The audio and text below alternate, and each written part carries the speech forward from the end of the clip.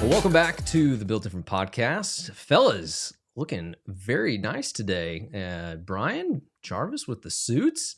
Oh, and I happen to be in a suit too, fellas. What are we going to get into here? Do we coordinate here a little bit? Brian, got the power tie. We're not under any legal issues right now, so just to fair warn everybody on this podcast, we're actually this is a good thing. Yeah, you look good. And Jarvis, I feel like now we're finally putting your picture to a real world. You're actually wearing a suit. This is nice. Yeah, way to step it up, guys. I appreciate it. Make me feel comfortable in what I'm used to wearing. I mean, we're really just doing this for you. Let's be honest. Brian and I had to get out the suits this time. We said, hey, maybe we should snap a profile picture, Brian, from this so we can kind of lay it out a little bit to upgrade our profile pic game. You think? Nothing better than talking reality capture with a couple clip-on ties with the friends. I will say, not gonna lie, fellas, this suit does not fit me as much anymore. So this episode's going to be very quick, needless to say. But I don't know, inspired by our show Suits. You guys a Suits fan? Okay. Heck yeah. Crickets across crickets. That's great. Well, let's just keep moving on. Brian, you've literally never seen Suits? I feel like this is our Ted Lasso. I have. It's just I feel like I've watched it more through like clips, and this is a whole nother conversation we could talk Jarvis, about. please save me here because we're gonna move fast. Oh, I'm a big Suits guy. I'm about ready to just say something, inflammatory and walk out just like half the show. Yeah, there we go. First time I heard Harvey, I always thought of like Harvey Dent. And not Harvey Specter. I don't know. I feel like it's a new Harvey for us in that realm. But fellas, let's get into it here. We got another featured guest, which I'm very excited about, which is maybe why we're dressed up a little bit. We got to show some love to our guests these days and make them feel a little bit of comfortability. But yeah, this is going to be a great time. I got a good friend of mine who is a construction lawyer down here in Dallas. So thankful to have him be brought in. And just like we do on every guest spotlight, we want to make sure we give a little shout out to who they are. But we got Stuart Shirliff that's joining us today. And so this is going to be really fun. I'm excited. Stuart and I have known each other for, many years, back from when I first started in construction all the way over into some fun stuff outside of work, which has been really fun too. But Stuart actually hosts his own podcast. We were talking about this pre-show. He's like top 5%. So I'm going to move out of the way and not talk as much about our podcast. But Stuart's got a great podcast, 1720, if you are into some leadership stuff, which is great. Stuart is just going to be a great guest for us here. And let's, without further ado, let's bring him on. Stuart, good to see you, friend. You guys are killing me with these suits, man. You guys are killing me. I mean, we just have to make you feel comfortable and not to, I don't know, just power suit game. And then here you are in a quarter zip and now I feel bad. And just, I don't know. It worked out well. That's such a bit because Jarvis, you and Brian may not know, but Grant well knows quarter zip is my uniform. It has been for a long, long, long time. It's versatile. It's comfortable. Honestly, it's kind of slimming, so it's a good look. But here you guys are scoreboarding me. I mean, the quarter zips are classic. Definitely can't be touched. But Brian, I don't know that I've ever seen you wear a quarter zip. Do you own any? No, I'll start mixing into the repertoire. Maybe Stuart, I can get some recs on what do you think are the best quarter zips in the game? I can do that for sure. Grant, do you remember the number? We gave away tickets to the Cotton Bowl one time on the podcast on the basis of who could guess how many quarter zips I had. The number is more now than it used to be. You want to take a shot though? Yeah, I mean, I was going to say that was like 2 or 3 years ago. Like, I mean, it's got to be I was thinking the 70s, 80s, but I can't say that I know and have insight into your closet. Yeah, no, the number at the time was 32, and now it's into the high 40s. Like It is for real. Everything. That's all I wear. I have lightweight ones for the summer, like longer, like thicker sweater styles for the one. It's all I do, man. So I got you, Brian. You're going to want to look them up. I got you. We were talking, probably a month or two ago, how Carhartt's kind of coming back, Stuart. It's almost like, it's not been ideal, but it's fascinating to kind of see how some of this works out. Stuart, I just realized your nameplate is spelled wrong. Did you not tell me this? That's not spelled wrong. No, it's not spelled wrong. Oh no, it's not spelled wrong. What am I thinking down there? What am I doing? No, I it's can't perfect. even read.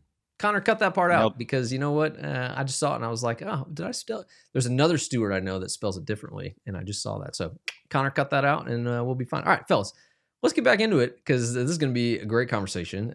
Stuart is going to, I think, really bring in some great conversations here about All right. So we have a lot of folks that tune in that deal a lot with technology. Obviously, 2025 is, if we thought 2024 was crazy, 2025, we're only, 4 months in now, and things change weekly, which maybe even feels like a tough thing to say.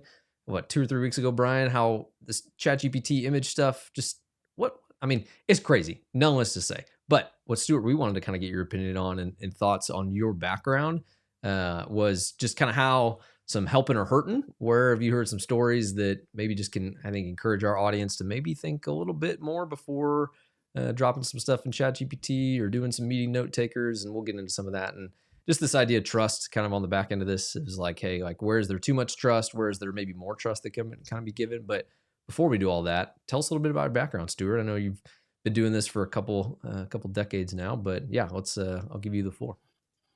Yeah, no, I have been doing this for a couple decades. I had a buddy I started practicing with back in 04 email me the other day, said you need to update your bio on your website because it says almost 20 years, and it's over 20 years now, which makes me feel old. That shouldn't be the numbers, right? But yeah, no, I've been practicing construction law exclusively in Texas primarily for the last 21, 22 years now. I didn't mean to do it. I think a lot of my co-host on the 1720 podcast, Kevin, says a lot of people fall into construction, and he usually means like into the world of construction. And I fell into it in terms of the practice of construction law. My wife and I met in law school. She was headed to Dallas at the time. We were just dating. She was headed to Dallas. I need to get to Dallas. Found a law firm that hired me that did construction law. And I didn't know anything about it. I was just a baby lawyer, had a law degree from Baylor, wanted to go try lawsuits, and off we go. I stayed here for 22 years because construction industry is awesome. The people are great, and what we're doing is super. I love the built environment. I love my favorite day of the week is a project tour, project site visit, something like I got hard hats and boots, and I want to go and see it and ask what is that and why is that there and who put it there and is it right and what are you going to do? I love that part of it. And I love the clients we get to work with because, even top to bottom, in our top 10 all the way down to just got started, like that's a real business and a real bottom line and a real project and a real environment that everybody's working in. It's not some the work I do for clients is not some rounding error or leverage tool. It's real and it means something. And so it's just been awesome to practice in this space for all this time. It's crazy. I was talking about, yeah, go ahead. No, go for it. Well, I was going to say, I was talking about my 17-year-old. I have 3 kids, 17, 15, 12. I was talking about my 17-year-old who's going through like this gamut of studying for the SAT and the ACT and taking all these tests. And I told him the other day, I was like, I thought I was done. Like testing, it feels like never stops. I thought I was done when I took the bar exam. And about 7 years ago, state of Texas decided they were going to add another licensure onto top of construction lawyers. But now we have board certification. So I told him, I was like, dude, I had to take a test within the last 5 years. This is never going to end, man. So I was in the inaugural class of the board certified construction lawyers. There's about 200 of us in the state of Texas. So anyway, it's kind of what I do, man. It's kind of what I do. It's crazy to think Dallas too. I love what you said about just like the small GCs, the big GCs. Like Dallas obviously has a wide range, and you can't help but drive by a mega project and small projects, and yeah, just the people, the family businesses, the folks that you get to interact with. And yeah, it's really cool. I mean, I'm sure we'll touch on just like your involvement in the AGC stuff, Texo stuff, and just, hey, it's much more of a relational industry than I think people give it credit to. But I'm curious of, like you said, you kind of fell into it. Like when did the construction stuff even like kind of come across your purview of like, oh, this is actually pretty decent. Like I don't know that I would maybe leave to want to go do law in other industries. Like was there a moment that kind of like solidified the, hey, I'll stick it out in here? It wasn't for the first few years. Like I don't know anything, right? As a baby lawyer, probably like I say baby lawyer, not condescendingly. Like that's what we call lawyers who don't know what they're doing. The first 2 or 3 years, you don't know what you're doing, right? It's just like, hey, look at these documents. And I'm like, okay. It wasn't probably until like I said earlier, got out on job sites and got to like meeting folks. I won't lean too much into it unless we want to go there, but spending time at Texo, which is our AGC ABC chapter here in Dallas, and meeting folks like Grant. I can tell you the first time I met Grant, it's a fun story. No, it's awesome, man. It was at a Texo event. You were doing tech presentation on a job you were working on. And at the time, there's still rolls of plans, but companies were trying to get out of like the roll of plans in the job site, and you're like, well, we have this giant TV and it's all connected, and if you want to look at the plan set, like, you know what I'm talking about. And so anyway, but meeting folks and seeing projects is really what kind of like got me like, I'm never doing anything else. There's a couple of jobs specifically, I won't spend too much time chatting about them, but you walk them and you're like, this is awesome. Like what we're not, I mean, I'm not really doing it, but what we're collectively doing as an industry, it's super. Yeah. My wife, we now practice together. We're partners at the law firm, but for a while, it made her crazy because we would drive past jobs, and I'd be like, "Oh, I know, guys. I know the super on that job. I know," but she's like, I don't care," and I'm like, "No, but these are like my people. Like I know, that's Michael Knapp's job. He's building that school right there. You know, stuff like this." And I would do the thing where like driving. Y'all all do it too. You crane your neck over, and you're like trying to see if you can see the job trailer. She's like, "Just go straight, please." And now she practices with us here at the firm, and she does the same thing. She's like, "Oh, that's awesome. I know some. I looked at that contract. I reviewed the contract for that. You know, stuff like this." So it's just, I don't know. All I can think I about is fell in love with it. that Leonardo DiCaprio meme. That's just like the you point and he's like, hey, look at that. That's us. We did that. You know? Yeah. Yeah. That is all I think about every time I drive by a job like that. I maybe not as cool and have as many that you do in your repertoire, but yeah. Brian, anything before we hop into it? No. I was just saying when I moved to New York City, I lived more towards like some of the high rise buildings, and I would look at every single building and be like, wow, there's a story behind every single one of these. There was a team of hundreds of people that went into building this, and people just walk by it every day and no idea the amount of work that goes into it. Each one of them, there's so many different types of people you couldn't even imagine that touch that building. But no, it's pretty cool. And they all have pride in it, all the way from the top of we won that job to the guy who was just running like they all have pride in having done that. And I just think that's kind of unique to what we're doing. There's a quote that's always stuck with me. It's your good buddy Todd. Well, both of our buddies, Todd Jarvis, who talks about the 1% dictates how the other 99% live it. You know, it's like talking about like the built industry of, architects, engineers, designers. Like we really do get to shape and mold the built environment and the world in which we kind of live in. And I don't know, that's always kind of stuck with me as an inspiring quote of like, man, yeah, it's just pretty unique, the opportunity that we get. And it is very fascinating though, Stuart, to like your position as a part of the big industry of construction. It is also fascinating because it is a very contractual, very like by the book. You want to talk about relationships, no better way to burn relationships is probably through law, or just like mitigation and stuff like that. So yeah, I'm very fascinated to get into this topic because it's one that I think I have a very healthy respect for, but very little knowledge of. And I think that is where probably a lot of our listeners too, is like they understand just being a contractor or working with contracts, the like importance of them. But man, now more than ever of how technology has impacted that, how it's like been really positive. I mean, there's probably been, I can't tell you the value of just like dumping in a contract into ChatGPT and being like, hey, here's my like question to this. And who knows, that actually might be a bad thing, which we're going to find out. But all that to say, it's interesting hearing your perspective around this because again, I've just kind of stood on the sideline and had a healthy respect of and not really dove into it in the way in which obviously you've spent 2 decades doing. Yeah.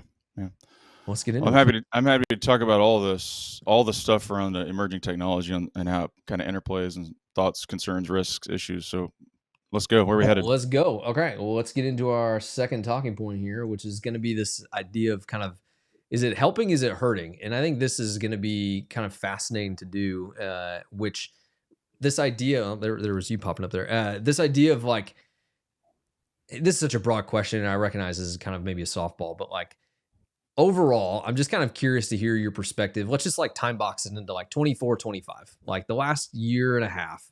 Like, what have you seen that's been really helpful for construction companies as they navigate just technology changes? What's been something that you're just like, whoa, definitely blindsided some folks that maybe they didn't realize? And I don't know, I just kind of want to camp within these last couple of years because that's when stuff I think is just like exponentially started to change. And just wanted to kind of start by hearing kind of your thought and perspective around like at a very broad level, like, are we going in the right direction? Like, is tech stuff really helping contractors that you've seen? Or is it like, I don't know, like I get really nervous being on this side of it and kind of seeing some of the stuff that's going on?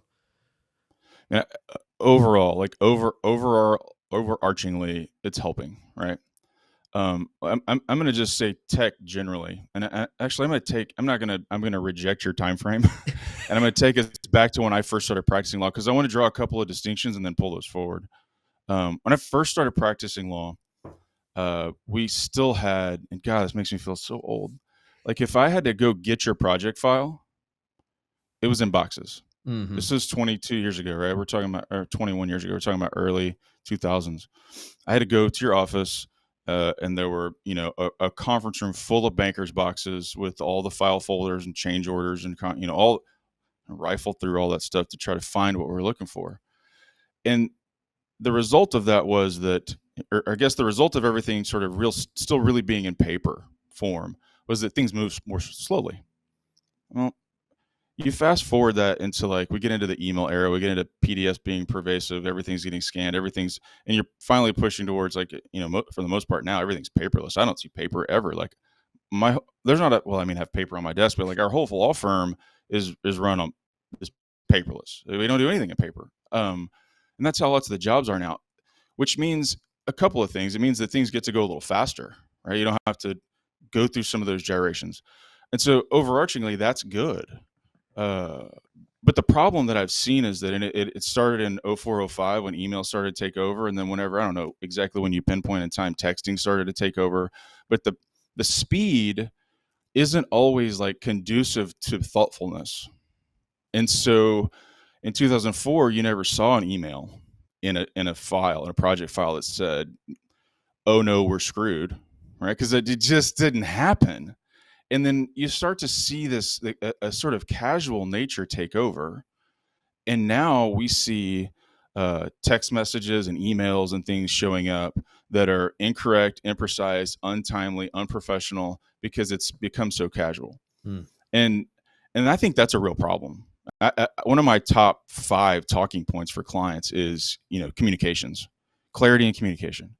I won't bore you with it here, but I have like a 12-point talking memo on, like, here's how you do it, because what feels comfortable and convenient to you to be able to, like, text or send a Procore note or whatever thing you're doing, or however the communication is still breaking down and it's causing problems. So overall, go ahead. No, were you gonna say something, Brian? I was gonna say we need that as a separate thing, as a follow up after this. If we could get that, I think that'd be extremely helpful for a lot of people. Yeah, happy to do that. We actually did direct all to we did it on 1720. We talked through. We did an episode on it. But anyway, that's a long way for me to say, like, is tech helping or hurting? Like, that's the topic we're tackling, right? And I think it's helping generally, but we have to be cautious because our communications are not being carefully crafted, and it's causing confusion. Well, that's a lot of C's. I didn't mean to do it. That's a real good alliteration in there. I didn't mean to do that. Do you think that some of that is like generational versus just like circumstantial versus like, hey, this is just the industry and like the pace in which it moves in? Like, where are the roots? And those are probably 3 independent roots that, kind of interweave underneath the soil. But like, is there a source that you feel like is like really contributing to the communication just being so wonky? Ease. I don't think it's generational. I think a lot of people say, oh, it's Gen X or Gen Y or whatever gen we're in. They're different. Yeah, they're different. But like, that's not what's causing it. It's that it's so convenient. Because rewind, it's 2004, and I need to get I have to go like write a letter and send it, or to call and actually talk on the phone to you. And then, and it goes more slowly. Whereas now I can be on the job site and see that there's trash and pull my phone out and text the other person who's immediately responsible for it and say something about it. And now it's just back in 2004, you may or may not have had a cell phone in your pocket. You probably weren't going to call in from it because that was your personal number. You wait till you get back to the office or the job trailer, send a letter, make a something, and it just went more slowly. And so because it's so accessible, it has become casual. Right. What's interesting though is like tech companies are trying to push communication as like, oh, we can help solve it though. Like I've seen a lot of tools that have come out that's like, oh, we'll help streamline your communication. Like, think of how many taglines you probably hear of that. Yeah. Like, do your eyes just like roll when you like hear those things? Cause you're just like, yeah, well, I got to deal with it on the back end. Yes, a little bit, right? Because I'm all for speed and streamline and reducing redundancies. That's funny. Reducing redundancy, I think, is probably redundant. But in any event, like I'm all for that. But you just have to know that like you can't stop communicating well in that. Like, just because we're communicating quickly doesn't mean we're moving the ball forward or we're doing it right. And that's like I said, like that shows up everywhere you can communicate. That transcends your platform. That transcends all the other things. And so that's not necessarily like a what is 2024 25 spell in terms of how is technology changing everything, but I think it's definitely a trend line for confusion. And so everybody be wary of that. Jarvis, I got a million other questions, but I want to get you in here. What's stirring down there? No, it's interesting to think about. I had never thought of that. I know, moving to, text messages and all that stuff does kind of bring that personal vibe to it, but I had never thought about it from like a professionalism standpoint, and the standard of communications kind of dropped. So that's super interesting to think about, just even in my own communications back on projects. Stuart, what prompted you guys to like do that memo or like do that episode and like work through those like 12? I mean, I'm sure it's a probably useful tool for you guys as you're like, hey, we're talking about this. Here's an action item and like a follow up to like go and do. But like, what did you were just like getting tired of like, oh, we're talking about this all the time? And No. We're a little afield from a tech conversation, but I'll tell you the short version and we can go there if you want. But I was talking with an industry friend who he was sort of aggrandizing the idea. Is like, you do such a great job of like convincing people that you're right. Teach me your powers of persuasion, is what he said. And I was like, so we sat down and we started like in my office, we started like whiteboarding, like, here are some things I'm thinking about when I'm communicating with people, not because I'm trying to persuade them, but I'm trying to be clear, blah, blah, blah. And so we started just whiteboarding these ideas. And that's really what began the idea of putting that together. It fast forward a couple of weeks later, I'm talking to this individual and I'm about to send this email. Can you help me look at it? And I was like, yeah, sure. And so we look at it and I was like, I wouldn't do it like that. He's like, why not? I said, well, because this and that, and think about how it's going to be received on the other end, and blah, blah, blah. And really, you need to craft this so that a reply that says yes is all you need, right? Like, so you got to stop, you're like, okay. So he starts, I was like, get up, let me drive. So I just sit down and like bang out the email. And I was like, read this, make sure it's right. But like, I'm trying to frame, right? He's like, yeah, that's right. That's right. Send.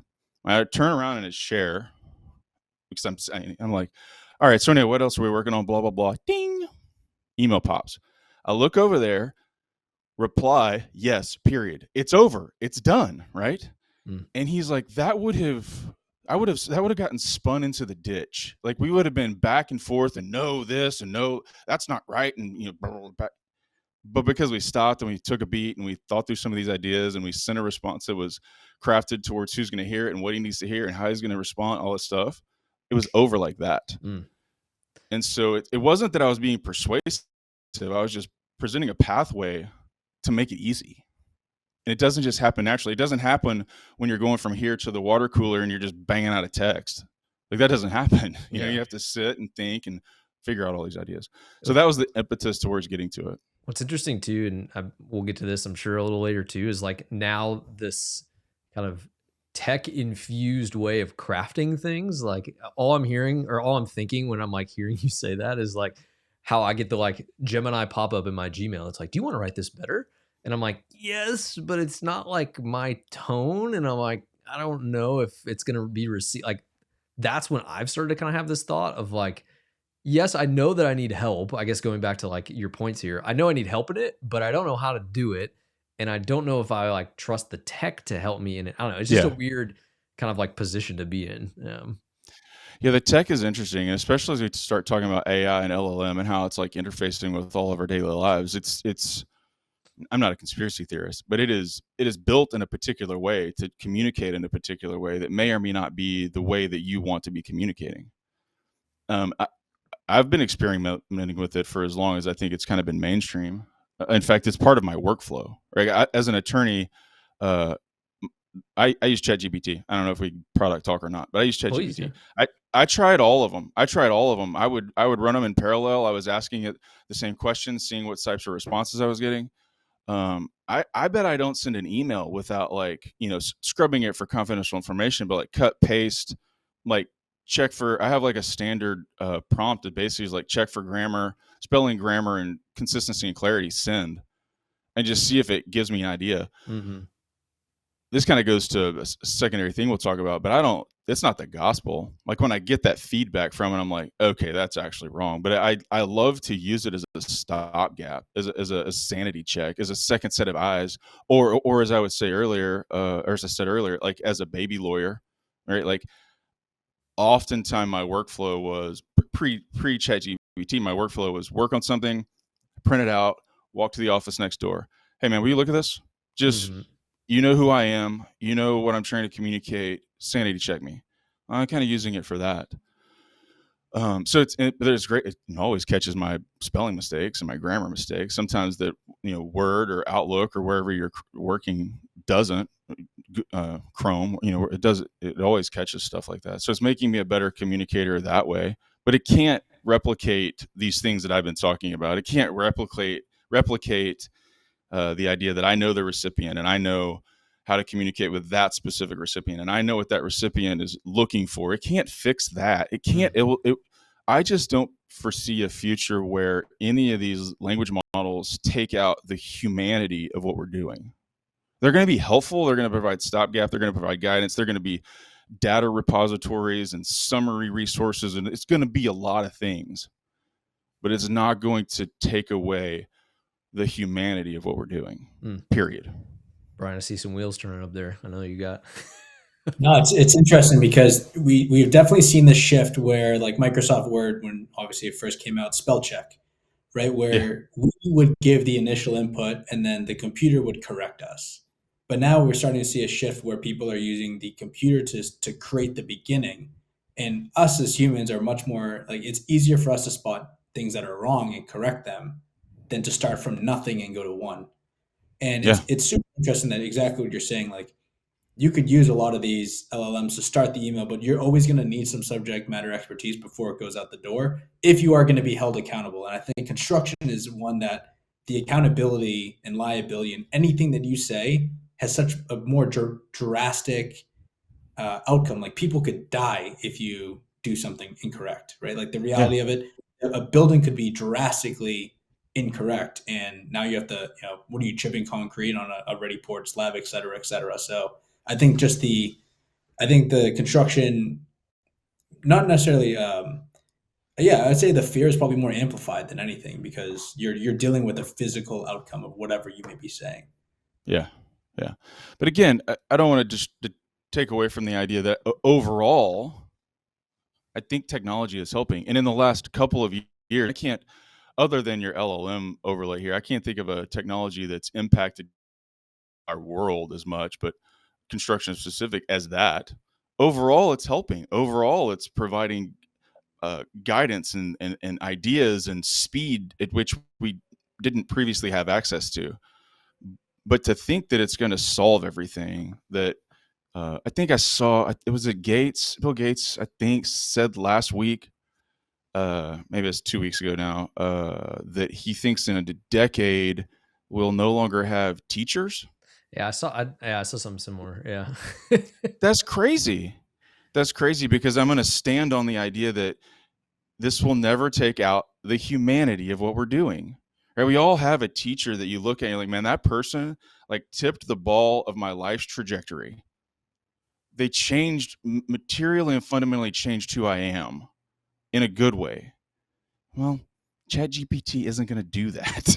Like it's not it.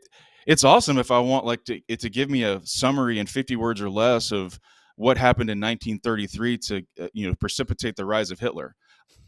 I get like it can hit me with that, but it can't tip the trajectory of my life in a way that like it sits next to me at my desk and says, "Man, this looks like you had a hard day. You want to take a break and go do it's not going to do that."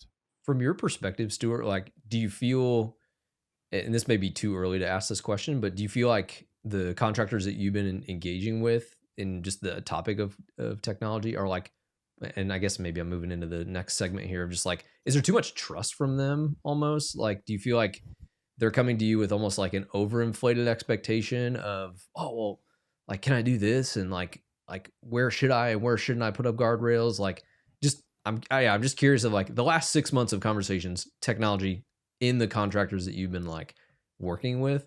Yeah, I'm very curious to hear from Yeah. your perspective. If they're coming to you and being like, hey, like should and shouldn't I do this? And like what's right? Maybe where should I kind of like maybe go lightly or tread lightly into?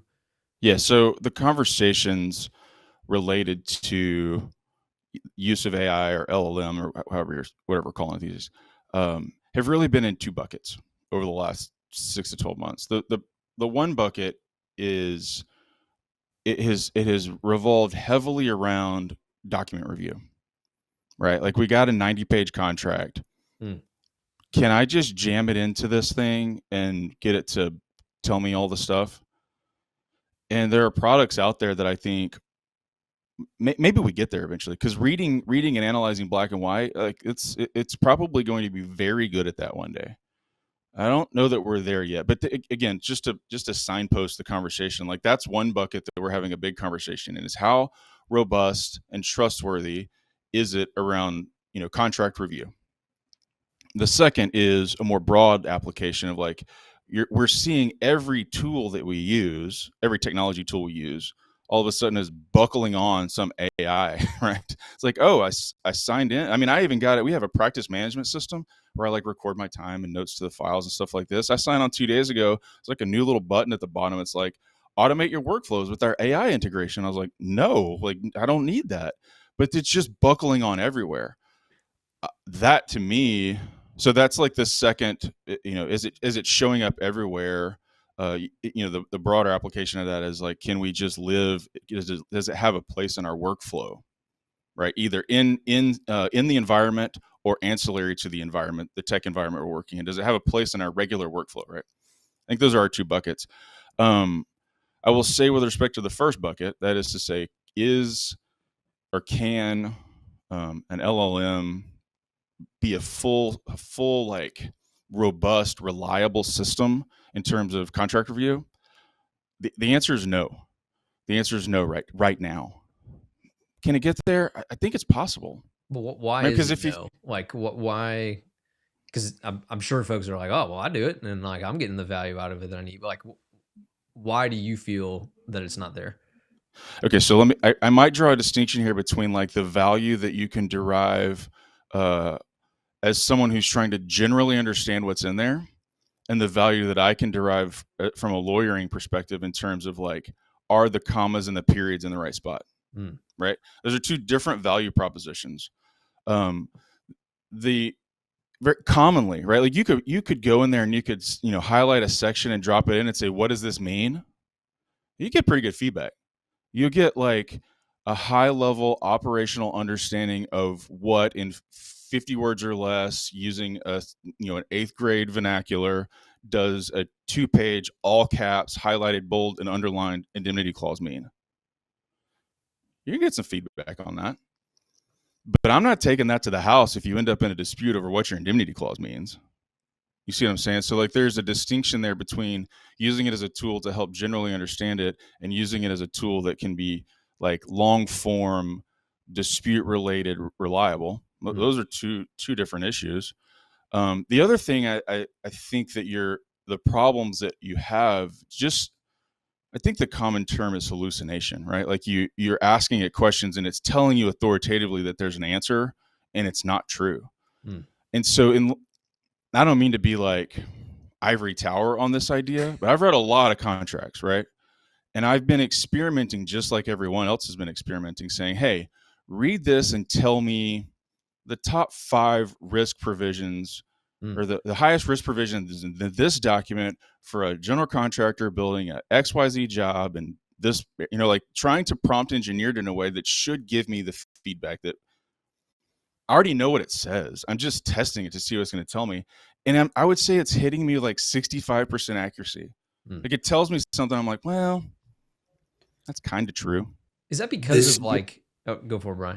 I was going to say the scariest part about that is when you say, hey, you're wrong. And it goes, yep, you're right. I'm wrong. That's right. That to me is the tricky part. I'm like, okay, well, did you know you were wrong or are you just agreeing with me? And like, what's going on here? Like, why are you just making things up? Yeah. And it's like, oh So yeah, I'll give yeah, you I know, a I'm making something up. It's like a I'll little give you a kid when you tell a little kid like something. He's like, oh yeah, okay, yeah, I actually did, right. steal a cookie Yeah, I from a screwed cookie that up. jar. Sorry. Yeah. I'll give you a example, and then we can extract from that to like demonstrate why I don't think it's inherently trustworthy, right? And I'm not trying to poo-poo on the idea. I think eventually we're going to get to a spot where I like, yeah, it's pretty good. This morning, we're opening a new office. Well, we have an office down in Houston, but we're moving spaces. And in the process of moving spaces, we need to buy some new monitors and keyboards and stuff like this, right? So I find a monitor on Amazon. I'm like, I think this is a really good one, but I'm also thinking about this other one that I kind of like. And so I take the Amazon link, drop it in there, and say, compare this monitor to this other monitor. I'm thinking like we're going to do a little data analysis. So I wanted to build out a table and say this resolution's this and refresh rate's this. And it picks up the completely wrong information related to, and I see it, like I know it's wrong. It's telling me, and I'm like, well, I fed you the information and asked you to perform this comparative analysis, and it was immediately wrong. And to your point, I was like, I think you got the wrong one, and it's like, oh yeah, sorry. If it can't do that, how can you possibly extrapolate into the idea that I have a 90-page document where my rights and remedies and redress are derivative of some exacting notice requirements, and I've asked it to analyze this document and provide me with some guidance as to what you can and can't be doing vis-a-vis the issue, and you're going to trust that, but it can't compare two monitors together that I force-fed the information to it? Mm-hmm. We're not there. We're not there. Do you think that, like, maybe this is for another kind of side part, but like, so funny when you talk about imposter syndrome. You guys are gonna laugh. I haven't brought up movie analogies in a while, so I'm gonna toss it out there. You guys know Dark Knight, great movie. Yes, I'm seeing some head nods. No, I don't know if you know this or not. I've only ever seen like 7 movies in my whole life. gosh. I don't watch movies. Okay, well Yeah. then I'm gonna Actually totally have a chance. I'm not gonna go down Go, this route. The go imposter for syndrome. it. Well, it's just interesting in the Dark Knight, like they're trying to catch Joker and all this stuff, and like there's these imposter Batmans that are coming out, and they're like trying to fight the Joker, and it's so fascinating because like the actual Batman, like is like, hey, like you're not the Batman, like you're not the one that's gonna go and like dominate this. It's just when you were talking about, I know, guys, terrible analogy here, but like the imposter syndrome stuff is fascinating because you like build this trust around something. And to your point of like, yeah, it'll say, oh yeah, sorry, I was wrong. Or like, yeah, hey, you're right. Maybe I like wasn't corrected in it.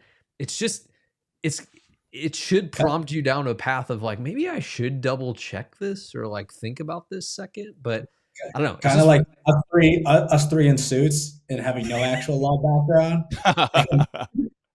That's fair, Yeah. Brian. You could go down that route. Well, I I'm want to go not back wearing to hockey pads. Yeah. Well, real quick. I just want to ask, kind of in that same vein, like, have you gone into a specific project or something like that, and you're like, this contract, this whatever was obviously written in AI, and it's just trash. Like, is it easy for you to kind of sniff out and like maybe just real world experience with that? The answer to that's no, because lawyers are notoriously slow adopters. And so those contracts the documents that are coming back at me, man, for the most part, they haven't been updated since the mid 90s. Like they are non-reflective of like the current law in the state of Texas, let alone having been like rewritten by AI. I'm still fighting like whether or not chapter 151, I'm like, hey, this indemnity clause actually isn't enforceable, and it hasn't been for a decade. So the point of that really is like, it's not slingshotting back to me yet. I mean, eventually I think we'll start to see some of that and we'll be able to vet some of it out. But I'm not seeing it. It's not coming back. The use case, well, it's not exactly to your question, but the use case and the legal market is slightly different. And there are valid, viable use cases there that, but it really revolves around some of the viable use cases in the construction space too. It's not, bolstering your legal rights or reviewing complicated documents. It's like data summaries, things like this. Like, it's really good for that. It's really good for if I say like, here's 17 emails, summarize those and put them in chronological order and put it in an Excel table and give it back to me. Well, I just like that's 2 hours worth of work for an associate that I just did in about 17 seconds. Well, and I'm not relying on the summary to like change or modify your legal rights. I'm just trying to get a gauge of like the order of operations or how things happened, big picture wise. Oh, it's fantastic at stuff like this. It's fantastic. Could we maybe talk about something else, Gray? I have an idea that remember. So a couple weeks back, maybe almost like months now, we had that Instagram post from the human side of construction. I don't know if you follow him on Instagram, but he's a lot of memes. But every now and then he'll have a podcast where he'll talk about like a really serious topic. And he was talking specifically about the role of like superintendents and people in construction now, where you know, and maybe it's a golden age thinking, but it went from being in the field to now having to deal with all this paperwork and emails and weaponizing things, and like there's this shift, uh, and even like the role of a superintendent has just new like responsibilities have just been tacked onto it without necessarily rethinking about what is a PM's role, what is a PE's role, like do we need new roles in between? Like could you talk more about like how those people end up becoming more paperwork pushers over time? That's a good question. I don't know. I don't know if I know the answer to it. Are you talking more around along the lines of like how one would morph from the sticks and bricks into the office administration, or like why does it happen like that, or why are we pushing so much stuff? Yeah, like exactly what you were saying. Like now it's easier to create more longer documents. It's easier to create, Oh yeah. more robust amount of things. And there's not really like an audit or a thoughtfulness of who has to receive it on the other end. Right. Like it's very common. Someone's like, hey, can you just create this report for us? Because we want to report without any Oh yeah. thoughtfulness of, right? Like how has that kind of changed for the people in the field? And have you been hearing any feedback from the field of like, like once upon a time, like yeah, we had a contract, but we kind of were able to get away with mostly just working out in the field. We really didn't bring the contract up unless something really hit the fan. So it's a fun dichotomy to think about, because I think that for the most part, 99% of the time, that's probably too big. 97% of the time, it still happens like that. Right. I've been involved in jobs where or I've been involved in the negotiation of the contract where I'll be on the phone with a client and be like, hey, here's the issue is like the nuance here is and they'll say like, man, if we're talking about that in the middle of the job, the whole thing's going crazy. Like I'm not worried about it, you know? And so I think you have probably, and I think it's related to COVID, honestly, you end up with these two different, buckets. I don't know if I like to say buckets too much, but two different groupings of project executions. One of them is still old school. It's like, man, I told you I was going to do it, and I did it, and I don't care what the agreement says. Like, I did it. We're good.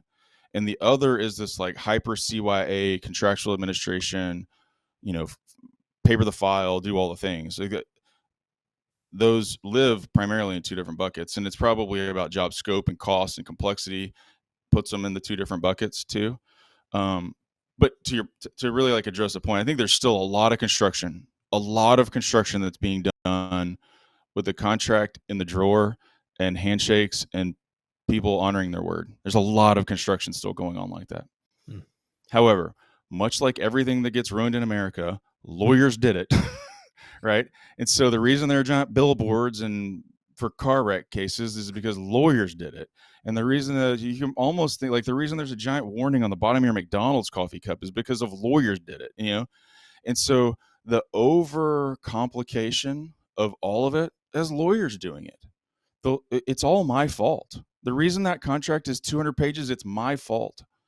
It's my fault for two reasons. One, because even in the 80s, right, into the 90s, it was really hard for me to you made the point, Brian. It was really hard for me to like retype. I wasn't practicing then, but like I had to retype the whole contract. Oh my God, I ain't got time for this. I'm going to be clear and succinct. I'm going to just say what I mean. All right. You couple the advent of the word processor with the concern about CYA, with the lack of thought leadership on it. And now you get what you get across a bunch of industries. I won't throw shots except at my own, but copy, paste, repeat. Oh, there was a new problem. There was address a problem, copy, paste, now bigger copy, paste, repeat. And so the contract, we could go build $100 million project in the 80s on a 5-page document. Now it's a 500-page document because lawyers did it. We're terrible people. Even with, I mean, it's funny you say COVID. What's the clause that like if a disaster happens or Yeah. what's that clause specifically? Well, it's a force majeure clause is what you're thinking of. Yeah, force majeure. Like, have you been seeing that become like oh, Yeah. like we weren't thinking about that before? Like, just maybe that might be an example. Well, so it was like lawyer heyday in March, April of 2020, because we learned about all these force majeure issues in law school, and nobody ever got to mess with it, right? Now we're like, oh boy, like force majeure clauses, this is the best thing ever. And then we passed through COVID, and we stopped thinking about them for a couple of reasons. One, because force majeure sort of naturally it requires, like, it was not foreseeable. Like, whatever happened, you couldn't have anticipated it. And now we're like, well, you kind of can anticipate like the COVID stuff, so you got to deal with it. So there was like this bridge, the swale, if you will, of like, oh, everybody's paying attention to it now. It doesn't matter anymore. And guess what? We started drafting COVID clauses. We started drafting pandemic clauses.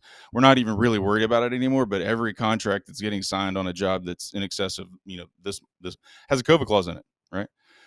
We're talking more about force majeure clause again now because of all this tariff stuff that's coming in, and everybody's like, oh, I'm like, well, I don't like actively, like in my inbox right now, trying to analyze whether or not that issue is going to fall within the parameters of a force majeure clause or a government interference clause, or if you get time. Like, we're kind of having a similar conversation because of some of the things the government's doing. But I don't know if that answers your question, but we really aren't talking about it in the terms of the COVID stuff anymore. We're just trying, I think in this instance, we're honestly trying to jam a square peg in a round hole, but that's neither here nor there. Yeah, you absolutely answered my question, Grant. It's going to be funny because when we eventually I want that as a clip, but we're just all going to be in suits. So I got to make sure we can crop us out of it. It's like such a serious topic, and we're just like in suits. Like, yeah, just talking real serious about. You've talked a lot about contracts, which I think is obviously makes a lot of sense. It's a core part of construction. One part of our kind of, call it, software offering is in this kind of realm of reality capture, the ability to capture photos, the ability to have a photo, be worth 1,000 words. And it's just, it is what it is. Like, maybe move away from the words to now the image component. Yeah, sure. How has that changed a little bit now that, you go back and, like what you were talking about, from email to texting to now phones with cameras, and that just being incredibly accessible, and 360 cameras and drone, like, how has just image-based data changed from your perspective in the law side of it? Because there's a lot of branches off this tree, but curious to maybe start there and alongside of the contract side of it. That's a great question. So really, the area where the photo documentation in all of it, what that encapsulates, right? 3D imaging and all of the things that can be done. I just say generally photo documentation. The area for me that mostly comes up is in the defect context. I'll make up an example, but the windows are leaking. Well, in 2004, we're like, well, why are the windows leaking? I don't know. It looks fine on the plans. Well, does anybody have a daily log? Yeah, I wrote down that the window installers were here for these 3 days. Okay, that's not super helpful. Why are the windows leaking? We don't know. Anybody take any pictures? Oh, yeah. Jimmy's got a SD200 Canon. He probably got some pictures on there. You get a little card out, you put it in there. They're all blurry, and as it turns out, you can't get the one. And you're like, I still don't know why. So we tear it apart, right? I got to go figure out why it's leaking. That slowly has morphed into, I got a picture of everything, which is insanely helpful. Because now I don't need to tear the window apart to see what's in there. Like, the PM was walking the job, or whoever's walking the job, just taking a zillion snapshots of everything. Or you have these, like, I don't know what it's called. What's that dog? Like that, I think it's a Boston Robotics dog, just wanders around your job sites taking 3D imaging of everything all the time. Oh, there it is. Yes, that dude. He has a name, doesn't he? What's his name? Spot. Yeah, okay. I should have known that. I feel like a real dum-dum right now. But anyway, like, you want to know what happened on March the whatever, 2000 whatever? Well, just go look at that. Like, I can see that, like, he was installing the head flashing right there. He was installing it. So it's not a head flashing issue. It's something else, right? And so it's really, really, really helpful in that regard. Really, really, really helpful. Is it the end all be all? No. But man, it's great. Well, what about the hurting side of it? Because I know that, like, is it hurting maybe where there's an expectation that that's done, or it's not being done, or who owns that data, or even like, we're going to get into this in a second. Like, is that data actually true? Has that been manipulated? Is it like correct? Like, so I very much agree on the helping side of it. That's encouraging to hear. But like the hurting side of it, what have you seen anything, or have you like come across anything that would be like, Yeah, no, it doesn't. It's not hurting in the sense of like the doing of it is causing something bad, right? It's not hurting in the sense of like, well, now we have pictures of everything. It's probably hurting the person who like now I have a picture that the head flashing wasn't installed. Like it's hurting there, but like it's not hurting in like the pursuit of the appropriate construction of the job, or the pursuit of truth, or the pursuit of resolution. It's not hurting there. You get a lot of frustration to be taking pictures every day, and there aren't pictures, but it's not like hurting in the sense like it's causing a negative impact on the pursuit of those ideals. It's like frustrating because we don't have it, but it's not hurting. Does that make sense what I'm saying? yeah, it does. Let me turn up the heat a little bit. What about like safety incidents? Like, what if there's tools out there now that you can walk a job and it'll analyze it for all these safety incidents that you may have? And let's say that it found 10 of them, and now you're, have 10 of those things that you need to address. And now that you could be held liable for them, like, what about kind of that component, not constructability, but more like safety related stuff? Yeah. So that instance, again, that could hurt in the same way that it's going to hurt the person who didn't install the head flashing properly. But from my perspective, those tools, they're fantastic because they're giving you data that you otherwise didn't have in order to provide a safe work environment.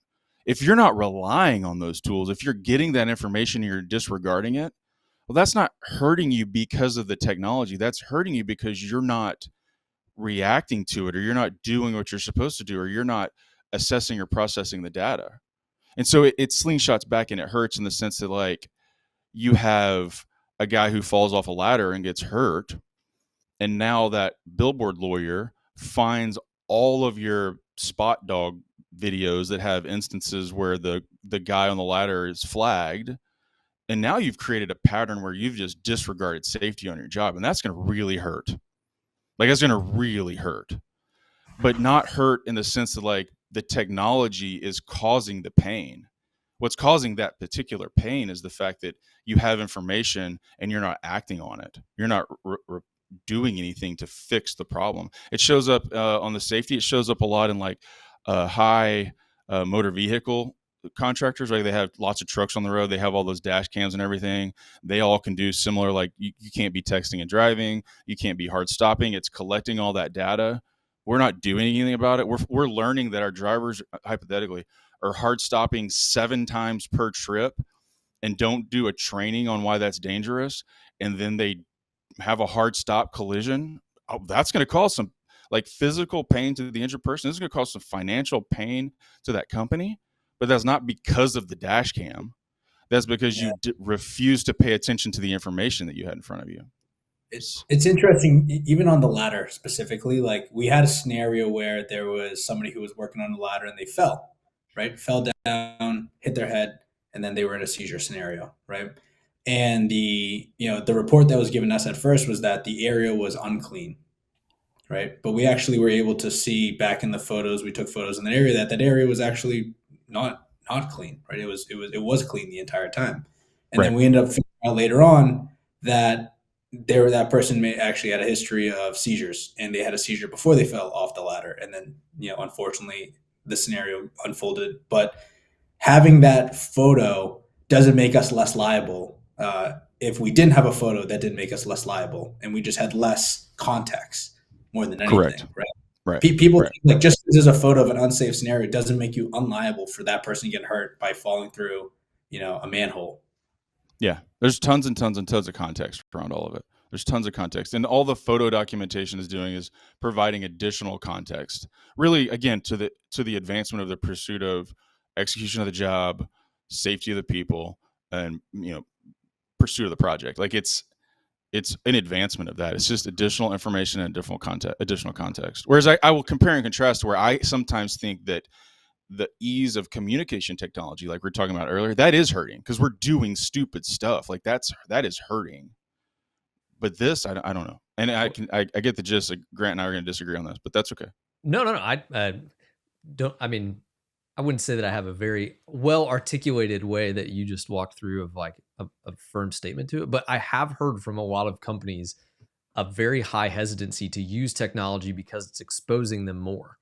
And I tend to agree with you of like, wouldn't you want to employ every piece of anything, whether it's tech, communication, like processes to make your job site safer? Like, Yes. isn't that what we're all after?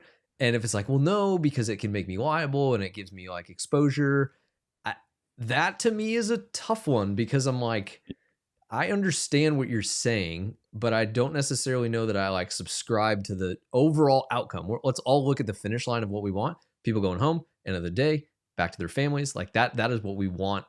All of us want. We say it and we do things to like present that to be real, but why would you not want to invest in tools that can help you in that? Yeah. Like what would you say to folks that have that like disposition? If you have a problem on your job at your company that you're turning a blind eye to, because that's what you're doing. You're saying like I'm concerned, or I know that we have these problems and I don't want to do anything to learn more about it because what you're saying is I don't want to fix it. And if you don't want to fix it, well, let me say that different. If the problem is that you got a guy who's stealing paper clips and you don't want to put a camera in the supply room because you don't want to have to deal with Jim Bob taking your paper clips, well, that affects your bottom line and that's your problem. But if the problem is I don't want to know that we have a dangerous work site because I don't want to have to fix it, that's a bigger problem than your bottom line. Like that's just like, I don't want to go so far as to say something crazy, but that's malfeasance. Like that's crazy. Because at the end of the day, like the jobs go up, but all of those people have a family to go home to. Like I don't want to, I mean, I'm going to get on like a high horse for a second, but like they have a right to go home in the afternoon, like hang their tool belt up and go. And what you're saying is, I don't care. And that's dangerous. Like that is dangerous. I don't think I don't care is like, I don't know. It's just been a very interesting like position around like, hey, essentially I'm documenting and taking all these photos of my job and you can run some analysis on it, just like all these, image creation things. We can do image analysis of like, hey, that is unsafe. Like that's an unsafe condition. And kind of the position of like, I don't want to be alerted of all of these different potential safety hazards that could be. And that's just it's an interesting position to have, and yeah, we can. Brian, do you have any thoughts? Jarvis, you've had some of those conversations, right? Like I know that isn't new to what you've kind of heard out just with different conversations. It's been interesting because a lot of the feedback I get is, oh, what if it doesn't catch everything? And part of me thinks that they're doing it like, oh, how often are you doing a video walk? And my kickback to them is how often do you guys have a safety person on the site?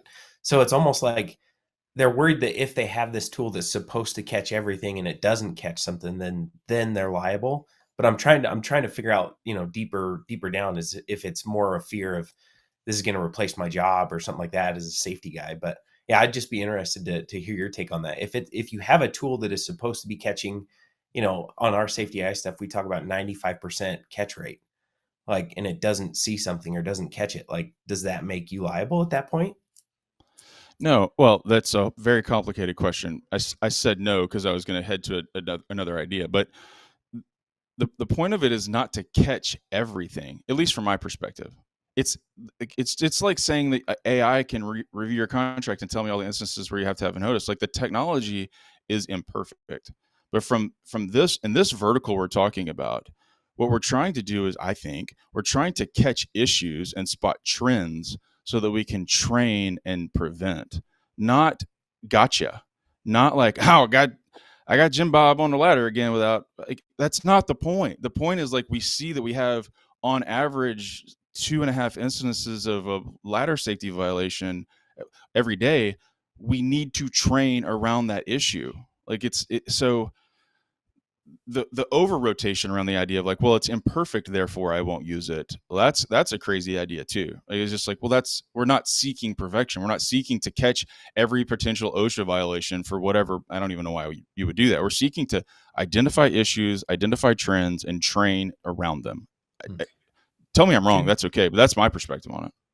Yeah, I mean, this is just a Pandora's box of, again, Oh yeah, how fast things change, but also, you start to talk about how technology is really like challenging processes and workflows. Like it definitely exposes like, hey, like what are you doing in this case? Like, is it one person whenever they get to walk a job, whatever they happen to see that day, whatever they, right.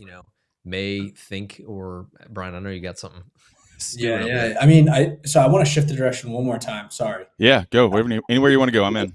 And like, so we don't create drones. We don't create 360 cameras. We just allow you to, rapidly take more data than you probably would manually and then organize it to floor plans or a site, like a site by GPS, right? Could Yep. you talk a little bit more about like the discoverability aspect of the organization, right? So being able to look at the same 360 photo in a room, stacked on compared side by side for the last 6 weeks versus going into a Google Drive of iPhone photos that don't have location context to it or anything there. Like when you actually get to the legal side of things, how does that change? But I mean, I know from a superintendent standpoint, you just can't find it and it sucks and you may not have the right photo. But from like the actual retro going into it, do you need to like almost double prove every time something was taken in that room? Because every room could look the same. Okay, so there's a couple different issues there. One of them is discoverability, right? So I'll linger there for just a minute, but the short, like your takeaway on that is everything's discoverable. If we end up in a fight over something, I will get my hands on it, period, right? I get it. It's buried in Procore and I don't have access to Procore. We're going to figure that out. I get it. It's sitting in some proprietary software you have and I don't have access. We're going to get it. Like that is not a problem. The secondary question becomes like admissibility of that. Okay, so I got my hands on the model. Is it admissible? And that's when you have to start diving into the idea of like, is it what it purports to be? How do I, as the party who wants to use that as evidence, confirm that it is what it purports to be? And that's the secondary or tertiary level of like getting into like, what does the metadata say on this? How manipulable is the metadata? So I have like in the creation of all these files, it's saying like, well, this is an amalgamation of 15 different files. They were all taken on or about, whatever date, plus or minus a couple of minutes. It is what it purports to be. Like this is the project on that date. And we can look back and prove that through the stuff that sits underneath it that nobody sees. Then if there's some other admissibility, like, oh, the metadata has been manipulated, and this will kind of spin us on maybe another idea, but, oh, the metadata has been manipulated. Then you have a whole different Pandora's box about like who's destroying evidence, how did it get destroyed, how did it get changed, what are the penalties and violations and sanctions associated with doing that? How do you prove that it has been done? That is hard. That is really hard to do. First of all, because it's gonna be hard to manipulate the metadata once I got it in my hands, right? And I'm gonna get information that nobody even knew they needed to be manipulated by the time I got my hands on it. So I'm getting, for the most part, like, you have a picture that you want to change the date on. I've already got it. You can change it. You can change it on my files. It's not gonna happen. So it's really, by the time it happens, it's just gonna be really hard to manipulate that information. If you end up in a situation like that, you can third-party verify. You can use other things. You can find the circumstantial evidence that points towards the idea that the document or image or system or situation is what it purports to be. But really, the issue that you're dealing with there is admissibility, and that's the long kind of lawyer form answer to that. But I'm gonna get my hands on it and I'm gonna use it. That's the short version. Yeah, I mean, I think it's what's also good. Something you said that I want to definitely make sure we double click on is the scenario or third party software that's getting input, is it manipulable? Like, can you manipulate it or even change it? And I guess that almost provides like another level of protection for the general contractor because they do the 360 walk on the camera and they upload through the app. It automatically gets uploaded to the cloud, and there's nothing from that point on that they would have been able to get into our system and change. Not likely, right? That unless they have some crazy hacking ability, but for the most part, I think that almost gives you a layer of we don't have to worry about has this thing been changed from their point on. Yeah, if you were sitting on some sort of like bespoke system, like you have programmers and you have the designers and you did the UI and you have the back end and well, maybe in that situation, you got a guy smart enough to know where the changelog exists, who can go in and identify that record, then identify where it sits in the changelog, and then go into the changelog and change the date so that the changelog comports with the new date on the metadata that you changed. But doesn't that sound like that's never going to happen? Because now you have a coordinated effort between a lawyer who knows what the issues are, a group of ops guys who know where the data in the issue lies, and you're in a concerted effort with a group of programmers to go change logs and metadata. Like that's not. And oh, by the way, I've already got my hands on it. So like it's just once you divest the development from the company, right? Like you're saying, like you're using our platform, it's coming into my platform. You cannot, like maybe on y'all's end, or I'm saying y'all's end, it could be manipulated through that process I just told you. But as the user of that system, I can't manipulate that. I don't even know how to figure it out. I don't even know where those nested tables live, and I don't know how to access I don't know how to do it. I think what's interesting, I feel like you just described an episode of Suits.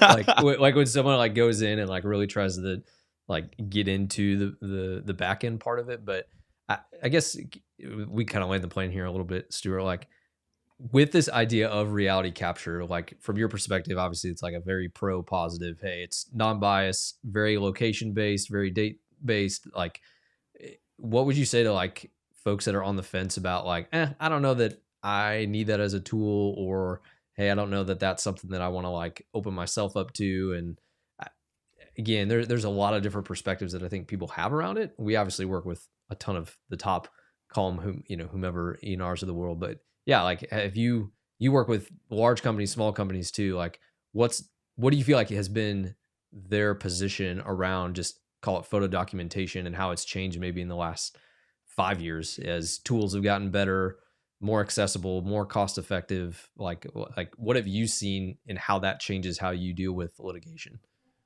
Yeah. So one of the first, I'll take you back to 2004 for a fun little story, but one of the first things I latched onto as a lawyer was that the real-time communication or the real-time documentation of what happened is king.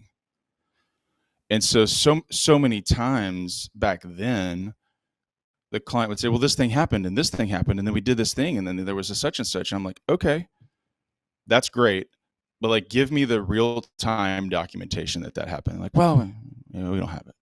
Nah, talk to him on the phone. That sort of thing. And so I quickly got on a touch of a soapbox about project documentation. Creating a real-time record is super important when it makes it to me, right? There's a funny balance between the idea that it doesn't like the caveat clause there is when it makes it to me, because remember earlier, like 95% of projects just get built on a handshake and everything's fine. But when it makes it to me, I get that you told me that, but show me the daily logs that show they didn't show up for 3 weeks. We don't have them. Well, how am I supposed to prove they weren't there? And that begins to pull itself forward in terms of documentation, because it was, in 04, it was basic. It became, the S200 Canon photos. It became making sure you're keeping up with your day logs. And now we have access to all these things that for a very small, like, impact to your operations, and for a very small, theoretically, price, depending on the size and scope of your job, you're keeping really good real-time records. And 99 times out of 100, 97 times out of 100, it doesn't matter. Like, the job got built and everything's great. But when it comes to me and you got a 2 comma problem, you're going to wish you'd have spent the whatever extra 5 minutes to write whatever down in your logbook, or send the follow-up email to confirm the conversation, or to take the extra picture, or whatever, right? Mm-hmm. Whatever the documentation related universe is. Because when it comes to me, I'm going to say, well, prove it. Mm-hmm. I'm going to say that to my own clients, right? Like, I'm saying that in terms of like interrogating, prove it. I can't. Well, then I can't prove it. Go ahead, man. Could you give like a hypothetical project size and like the difference in if it was organized by drawing and by location versus just getting like a Google Drive folder of iPhone photos that are scattered? Like, how much more does it end up costing someone, or time wise, like how much does it delay your process or billable hours, or like on 100,000 square foot project, let's say, for example, like someone that has it really well and someone who doesn't have it at all? Well, that's a almost impossible question to answer, but I get the gist of what you're asking. Because even small projects could be documentation heavy because they're technically complex, or because you have curmudgeon participants. Like I'll zoom this forward and get kind of talk AI a little bit, because we used to worry a lot, like, oh my gosh, we have diggity gigabytes of data we have to look through to try to find the needle in the haystack. And remember, one of the things I think AI does a really good job of is like data analysis.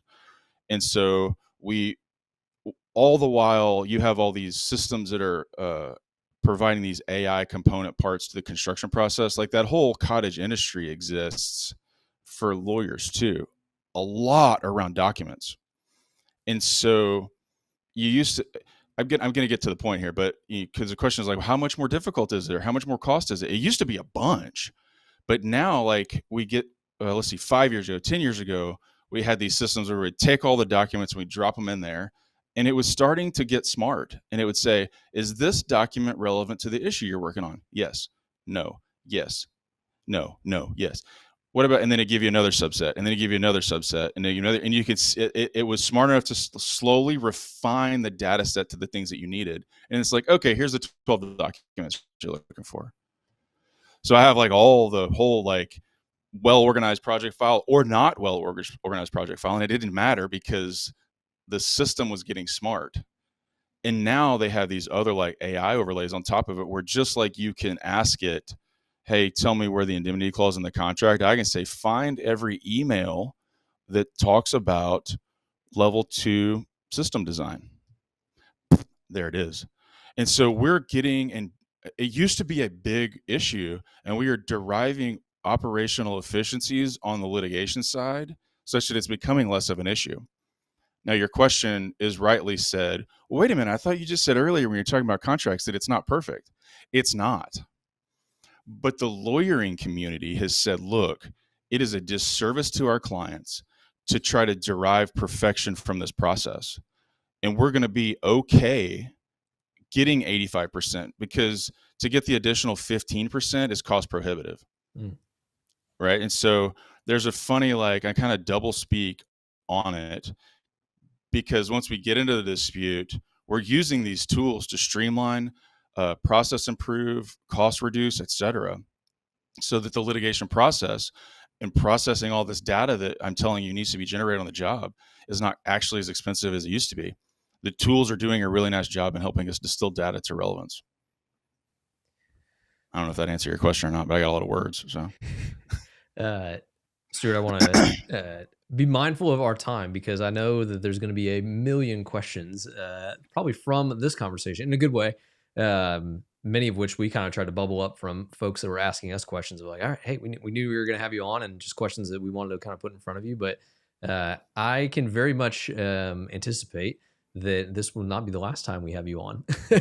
Very much on some topics of things that come up. And, it's funny, we kind of like to talk about how this is a chance for us to have like the featured guest, call it, on Pat McAfee, how he always brings in, his key announcers, or, weeks of people who are, have announcements of things. Like I can imagine we're going to tap you on the shoulder for some similar topics as they come down the pipe. But Jarvis, do you have any thoughts you want to add before we kind of land?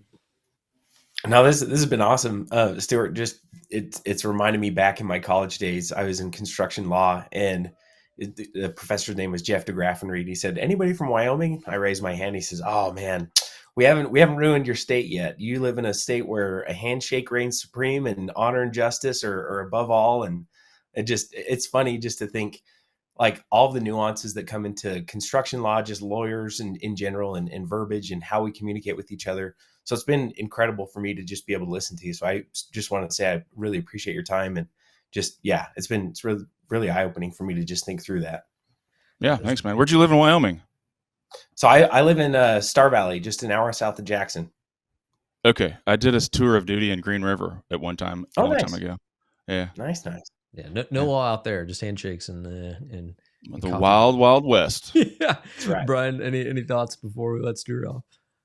No, I'm looking forward to listening to that podcast episode on the 12 points. And you've definitely opened my eyes personally on just making sure the way you communicate. I think very often people change personalities on the medium that they're communicating on, right? I talk differently to Grant on text than Slack than email, right? That Like, is true. yeah, I see that, Brian. yeah. So, yeah, thank you. Yeah, I'll share that. You guys, you can listen to it on your own or whatever you want to do with it. It's interesting listen though. Stuart, to Jarvis's point in college, favorite class, construction law. I remember it pretty well. And worst grade. And I was like, had this weird, like I was bummed, but also I was just like, who cares? And it kind of like full circles this moment where it's like, hey, you don't have to understand everything. But I do think being in the construction industry, if you don't have like this kind of steady drumbeat of what is going on in the like space and practice of law, it's kind of doing your like career disjustice in a sense where it's like, hey, you are a contractor, you are dealing with contracts. Like there are things that you should just kind of continue to be privy to. And I don't know, this conversation has kind of helped remind me of that, where yeah, you can kind of like turn a blind eye, or you can kind of like say like, that's what we pay other people to do, or I can just toss that contract to someone and they'll review it for me. But I don't know, just this ownership mentality is kind of what I'm like reinvigorated from this, is just, Yes. yeah, own it and,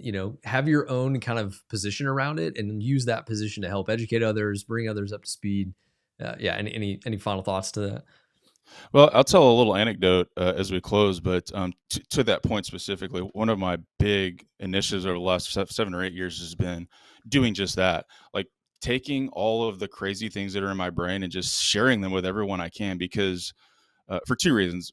One, I think there's a genuine interest, but 2, I learned that so much of decision making that's getting made around like what eventually happens on these jobs is not at the CEO level where we're reviewing the contract. Like we're looking at but in reality, I'll give an example, but take away the names to preserve the innocence of them. Right? There's a job where there's a very large issue. I was working on this a couple weeks ago. It's a very large issue that appeared to be resolved by an RFI. And the project team was like, oh, we got an answer. We have an RFI. Fast forward about 6 months and the problem percolates again. And so we have an RFI, the issue is resolved. And I was like, yeah, but if you review your contract, you would know that an RFI is not a contract document. Capital C, capital D, defined term contract document. So what you have is you have guidance from somebody who is not a party to your agreement, who has said that you can do something or not do something that doesn't bind you. The issue is still the issue. And so the project level didn't understand that. And so we've, started an educational process around like, what happens when you get this? What does it mean? What do you do in response to it? And so it's not just some ethereal, like what happens down in Austin in the legislature around indemnity negotiations is not where construction law lives, although it does live there. The practice of construction law has its hands and its feet every day on the job site. And so to kind of come back to that, one of my big initiatives of the last 7 years is like, let me talk to those people. Like, let's do trainings and initiatives so that I can explain what this means, and not to scare you, but at least like to turn your radar on to that might be an issue. I don't know the answer. You don't need to know the answer. It might be an issue. Let me ask someone or do some investigation, as opposed to like, it's fine, moving on. That's not the right answer. Yeah. So it's all of it. What I do is super interesting. I say funny sometimes, like nobody calls me and says, we had a job, it went great, we made a bunch of money, and everyone's happy. I just want to call and let you know that doesn't happen. I'm the farmer's commercial guy. I know a thing or two because I've seen a thing or two, right? Everybody calls me with a problem and we've helped fix them over time. And so to the extent that ideas and that those problems and those solutions and those processes are all jammed in my head, like I'm on a mission to get it out of my head to help the community as a whole just do better. So happy to chat about this stuff. I love to just riff on stuff and tell everybody everything I can think of. So thanks for asking me on, and happy to do it, man. Yeah, totally. I mean, I knew when I sent you a text, I was like, hey man, I got an idea. What do you think about this? Like, I knew there wouldn't be any hesitation, which was exciting, but also like, yeah, it's just, I don't know. I've learned so much from you. I feel like even just being like shoulder to shoulder, but now even like kind of in the depths of things, and then also being on the different side of it on the tech side. I mean, that's just a whole different Yeah. animal and what it's been. And so, yeah, Stuart, we're super thankful. If I know our listeners that are tuning in will shoot us emails, and we want to hear them. We want to hear the questions that maybe stirred some thoughts from Stuart. And we do these built different downloads, kind of recaps of these conversations, Stuart. So we'll definitely glean some of the topics that you've had and the resources that you shared, and definitely want to continue to put those out there. But yeah, always great catching up, Stuart. If I ever see your face on a billboard in Dallas, that's when I know it's really going down. Not gonna happen. Not gonna happen. That's Love not it. how we roll, man. All right, Love it. awesome. Nice to meet you guys. Grant, thanks for asking. Appreciate y'all spending some time hanging out and listening to me drivel on about nonsense. But it's good to see you. It's great stuff. We appreciate it. Thanks for tuning in this week, team, and we will catch you next week. Take care.